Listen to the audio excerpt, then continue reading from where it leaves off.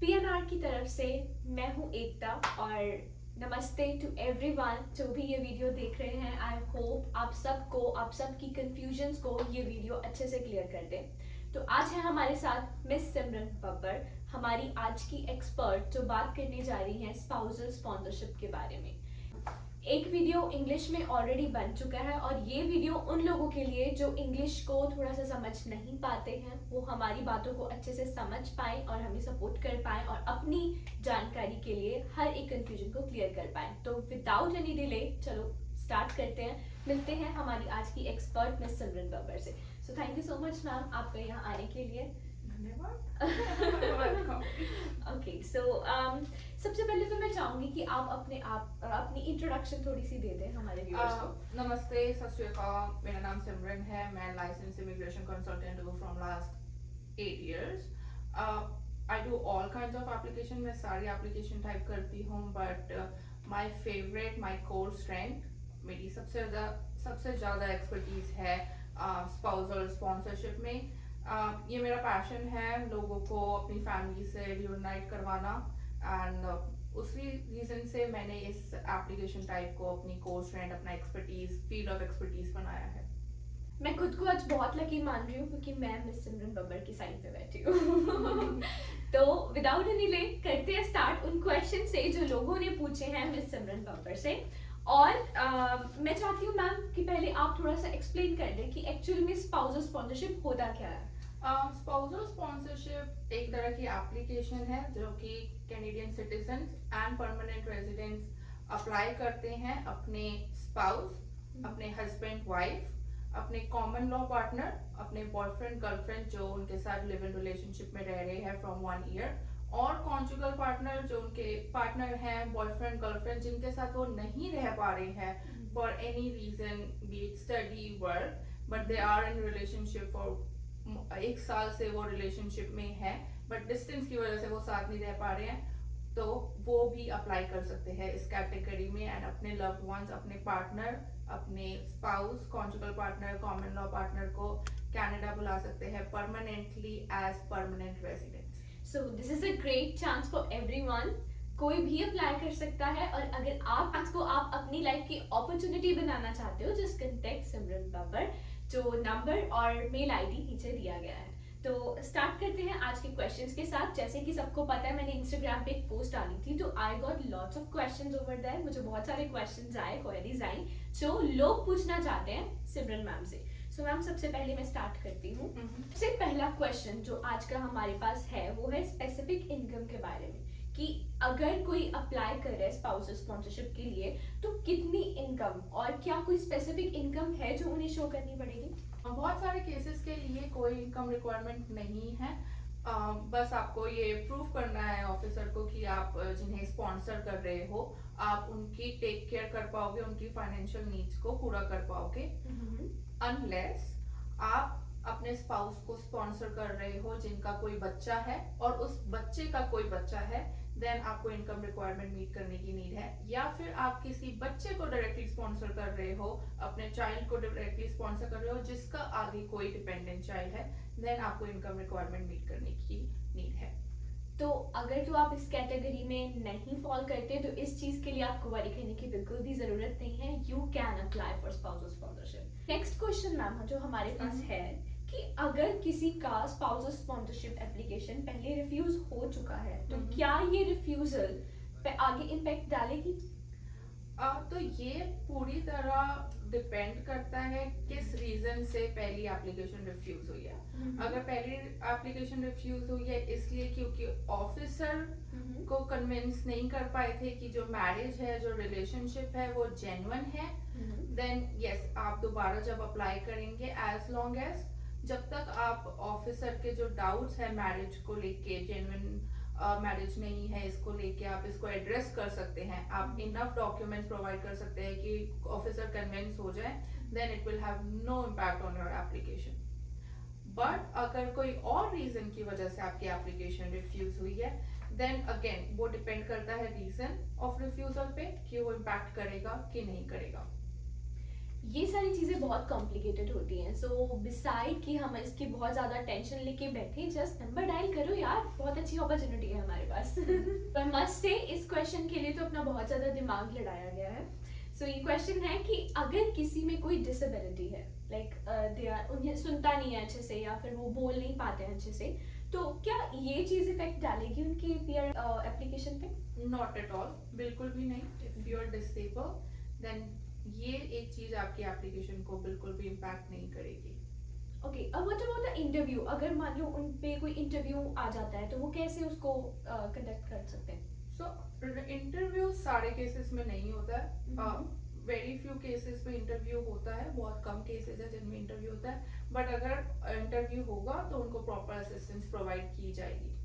Okay, और ये भी मैं बता दूं कि सिमरन मैम पूरी तरह से गाइड करते हैं उन लोगों के लिए भी जिनको इंटरव्यू की डिमांड की जाती है एम्बेसी की तरफ से। सो उस चीज़ के लिए भी आपको वरी करने की बिल्कुल भी ज़रूरत नहीं है। We are here to help. आप नंबर डायल करें और ईमेल आईडी भी गिवन है, तो अपनी कोई भी क्वेश्चन, अगर स्टिल आपको इस चीज़ के बारे में कोई भी कंफ्यूजन है तो just contact us. Okay, so next जो क्वेश्चन हमारे पास है वो है, is the processing time of inland and outland spouse sponsorship, मतलब जो प्रोसेसिंग टाइम ले रही है एम्बेसी एक फाइल को प्रोसेस करने में, अगर वो हम आउटसाइड कनाडा से अप्लाई कर रहे हैं और इनसाइड कनाडा से अप्लाई कर रहे हैं, तो क्या वो सेम है? सेम टाइम दोनों एप्लीकेशन का ज़्यादा डिफरेंस नहीं है, बट या जो इनलैंड स्पाउसल स्पॉन्सरशिप है उसका प्रोसेसिंग टाइम कम है एज कंपेयर टू जो आउटलैंड एप्लीकेशंस है उसका। बट अगेन दोनों के टाइम डिफरेंस ज़्यादा नहीं है बिकॉज अब दोनों ही एप्लीकेशन ऑनलाइन करी जा रही हैं।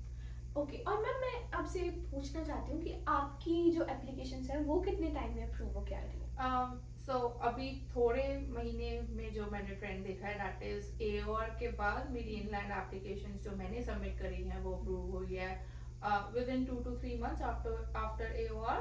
एंड जो आउटसाइड कनाडा एप्लीकेशन जो मैंने लास्ट सबमिट करी हैं लास्ट फ्यू मंथ्स में वो अप्रूव हुई हैं एओआर के बाद I would say anywhere 3 to 4 months में। तो हम ये कह सकते हैं कि अगर इंतजार की घड़ियां कम करनी है तो सिमरन नाम से कांटेक्ट करें। ओके, सो नेक्स्ट क्वेश्चन, कोई रीसेंट अपडेट जो आई हो स्पाउस स्पॉन्सरशिप के बारे में, वो भी आप बता दें। रीसेंट अपडेट अपना आप ओपन वर्क परमिट अप्लाई कर सकते हैं एंड इसके अलावा अगर आपने outside Canada spousal sponsorship application submit की है एंड आप इंतज़ार नहीं कर पा रहे अपने स्पाउस से मिलने के लिए एंड आप उनको बहुत ज़्यादा मिस कर रहे हैं, तो अब आप पीआरबी अप्लाई करेंगे तो उसका उन्होंने जो प्रोसेसिंग टाइम है वो बहुत कम कर दिया। ओह, दैट्स ग्रेट। सो एक और क्वेश्चन मैम, ये भी मुझे काफ़ी अच्छा लगता है पर्सनली, फोटोग्राफ्स के बारे में। लाइक लोग बहुत कंफ्यूज रहते हैं कि कौन सी फोटोग्राफ शो की जाए और कौन सी नहीं, तो आई जस्ट वांट कि आप थोड़ी सी इसके बारे में मतलब नॉलेज दे दो। सो जब फोटोग्राफ की बात आती है तो I always tell my parents, मैं हमेशा अपने क्लाइंट्स को बोलती हूँ कि सेल्फीज मत दीजिए, सेमी न्यूड फोटोग्राफ्स किस करते हुए हग करते हुए एक दूसरे को ऐसी फोटोग्राफ्स मत दीजिए बिकॉज ऐसी फोटोग्राफ्स आपके रिलेशनशिप को जेन्युइन नहीं प्रूव करती है। इंस्टेड आप फोटोग्राफ दीजिए अपने रिलेशनशिप के डिफरेंट स्टेजेस से। अगर आप शादी से पहले डेट कर रहे थे तो उस टाइम की फोटोग्राफ्स दीजिए, थोड़ी सी शादी के सेरेमनीज की फोटोग्राफ दीजिए, शादी के बाद आप घूमने गए हैं जहाँ भी गए हैं वहाँ की फोटोग्राफ दीजिए। कोशिश करिए कि आप ज़्यादा से ज़्यादा फोटोग्राफ दीजिए जिसमें बाकी लोग आपके साथ हैं, बिकॉज आईआरसीसी ये देखना चाहता है कि बाकी लोग भी आपकी शादी को रिकॉग्नाइज करते हैं, आपके रिलेशनशिप को रिकॉग्नाइज करते हैं, आपके पार्टनर को आपके एज अ पार्टनर रिकॉग्नाइज करते हैं। सो हम कह सकते हैं कि खाना खाना भूल जाना बट फोटो खींचना मत भूलना। तो चलिए, अब फोटोग्राफ्स की बात तो मतलब छिड़ी चुकी है, तो एक और बात डिस्कस करते हैं कि जैसे इंडिया में जो लोग हैं उनके माइंड में कंफ्यूजन रहती है कि अगर हम ज़्यादा से ज़्यादा पैसे खर्च नहीं करेंगे मैरिज के ऊपर तो हो सकता है ये भी एक रीज़न बन जाए कि वो अपनी मैरिज को जेन्युइन प्रूव नहीं कर पाएंगे और उनकी जो फाइल है वो रिफ्यूज़ हो जाएगी। ऐसा बिल्कुल भी नहीं है। Officer they don't want to see कि आपने कितना पैसा स्पेंड किया या आपने बिल्कुल पैसा स्पेंड नहीं किया अपनी मैरिज पे। व्हाट दे वांट टू सी, वो ये देखना चाहते हैं कि आपका रिलेशनशिप मैरिज जेन्युइन है कि नहीं है। आप कितने पैसे स्पेंड कर रहे हो शादी पे, उससे कोई फर्क नहीं पड़ता है, एज लॉन्ग एज आप प्रॉपर फोटोग्राफ दे पाए अपनी मैरिज को जेन्युइन प्रूव करने के लिए। एंड नॉट जस्ट फोटोग्राफ, सिर्फ फोटोग्राफी नहीं, अगर आप बाकी सेट ऑफ डॉक्यूमेंट्स, बाकी भी जो डॉक्यूमेंट्स लगते हैं वो भी इक्वली इम्पोर्टेंट है, फोटोग्राफ्स जितने ही इम्पोर्टेंट है, I would say। Okay, so what about those couples, मतलब जिन्होंने अरेंज मैरिज करी है ना, तो वो उनके पास पुरानी चैट्स नहीं होती, पुरानी फोटोग्राफ्स नहीं होती तो डेट करने की, तो वो कैसे कर सकते हैं? जिन्होंने डेट नहीं किया, उनकी अरेंज मैरिज है, तो वो फोटोग्राफ्स प्रोवाइड कर सकते हैं अपने मैरिज सेरेमनीज की। काफ़ी इवेंट्स होते हैं, अगर उनकी बहुत बिग मैरिज नहीं हुई है, बहुत फैंसी वेडिंग नहीं हुई है, तो जो भी कोर्ट मैरिज हुई है, छोटी सी वेडिंग हुई है, वो वाली फोटोग्राफ्स प्रोवाइड कर सकते हैं। इसके बाद अगर कभी आप हनीमून पे गए हैं या फिर कहीं भी घूमने गए हैं, वहाँ की फोटोग्राफ्स प्रोवाइड कर सकते हैं। अगेन कोशिश करिए कि अलग अलग इवेंट की फोटोग्राफ्स प्रोवाइड करिए, अलग अलग प्लेसेस पे जाके, अलग अलग जगह पे जाके फोटोग्राफ्स आपने जो क्लिक करी हैं वो प्रोवाइड करिए। और कोशिश करिए ज़्यादा से ज़्यादा लोगों के साथ फोटो दीजिए, ना कि सिर्फ आपकी और आपके पार्टनर की फोटो। तो इसमें कुछ ऐसा है कि नंबर ऑफ फोटोज भी होती है, लाइक 10 करनी है, 20 करनी है? 20 photographs are required, but if you don't have 20 photographs, अगर आप 20 photographs नहीं कर पा रहे हैं arrange, that is completely okay। आप एक एक्सप्लेनेशन लेटर लगा सकते हैं कि आप क्यों 20 फोटोग्राफ्स प्रोवाइड नहीं कर पा रहे हैं। उसके बहुत सारे रीजन हो सकते हैं, जैसे आपको इतना टाइम ही नहीं मिला एक दूसरे के साथ स्पेंड करने में।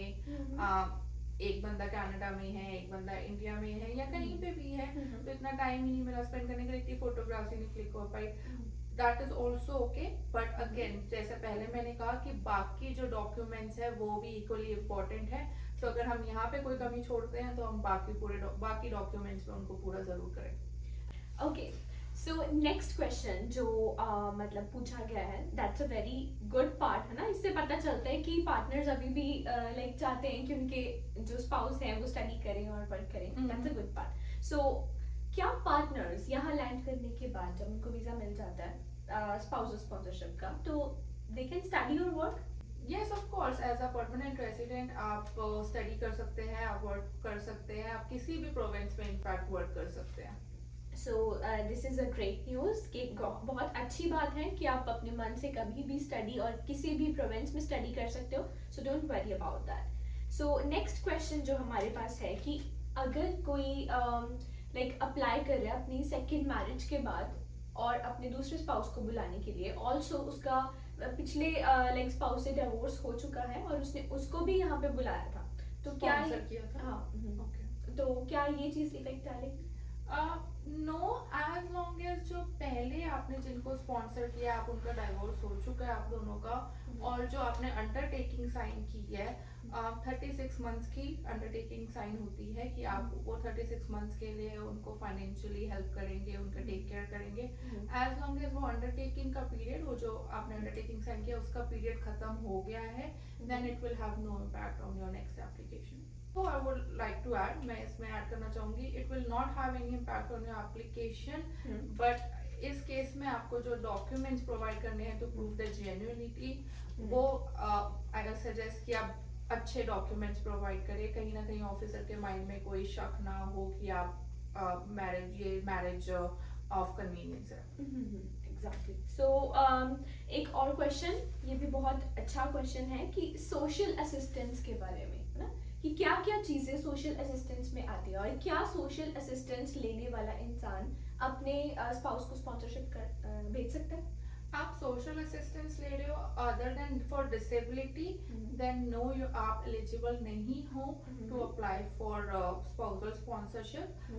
सोशल असिस्टेंस में आता है things that you need for your everyday life. For example, अगर आप गवर्नमेंट से बेनिफिट्स ले रहे हो फॉर फूड, शेल्टर, घर के लिए, खाने के लिए, यूटिलिटी बिल्स के लिए, देन वो काउंट होता है एज सोशल असिस्टेंस।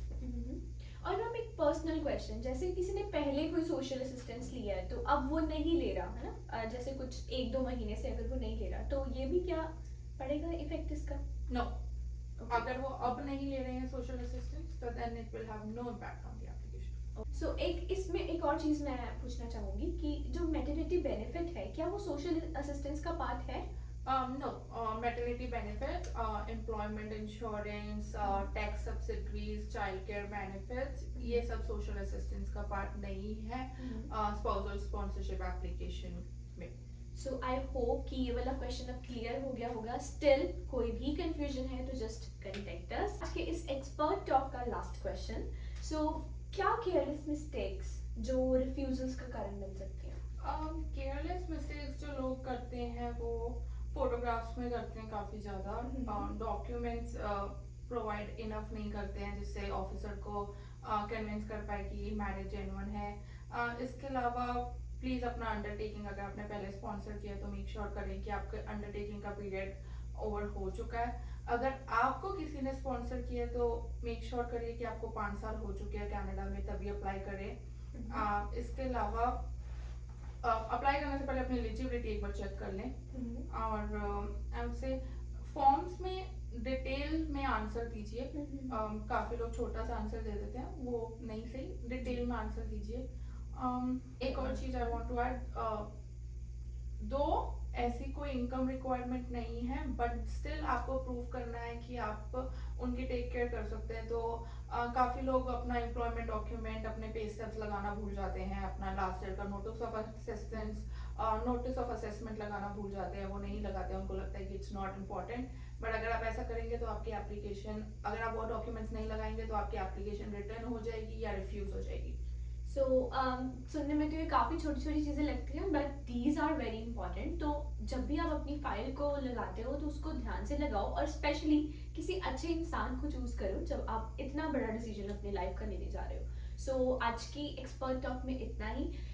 बिल्कुल मत भूलना हमें नीचे कमेंट करना कि नेक्स्ट आपको क्या टॉपिक चाहिए, हम उसी पे एक वीडियो लेके आएंगे, उसी पे हमारी एक्सपर्ट से हम आपको इन्फॉर्मेशन दिलवाएंगे। सो अगर आपको ये वीडियो अच्छी लगी हो लाइक, शेयर, सब्सक्राइब ज़रूर करना और नीचे दिए गए नंबर पर और मेल आईडी पे आप हमें कभी भी कांटेक्ट कर सकते हो। सो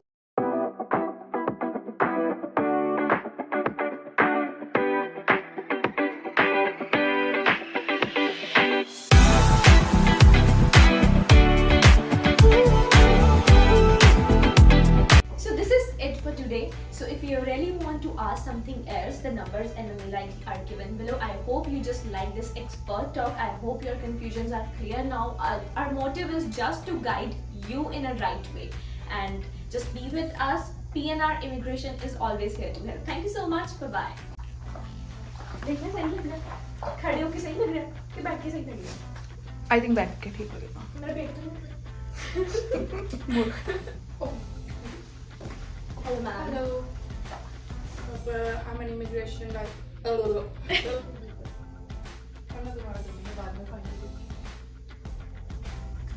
चेक कर लो, मैंने ऑन किया था।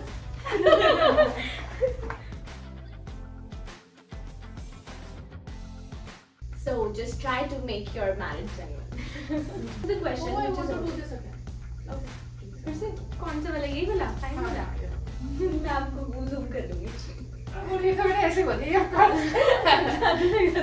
ओके सो ये किसी, अरे यार, okay so let's move to the next interesting question. उसको लिख के क्यों बोल रहे हैं? हाँ मुझे ओके क्या क्वेश्चन था? Okay this is it for today. So if you really want to ask something else, the numbers and the mail ID are given below. I hope you just like this expert talk. I hope your confusions are clear now. Our motive is just to guide you in a right way and just be with us. PNR Immigration is always here to help. Thank you so much. Bye bye.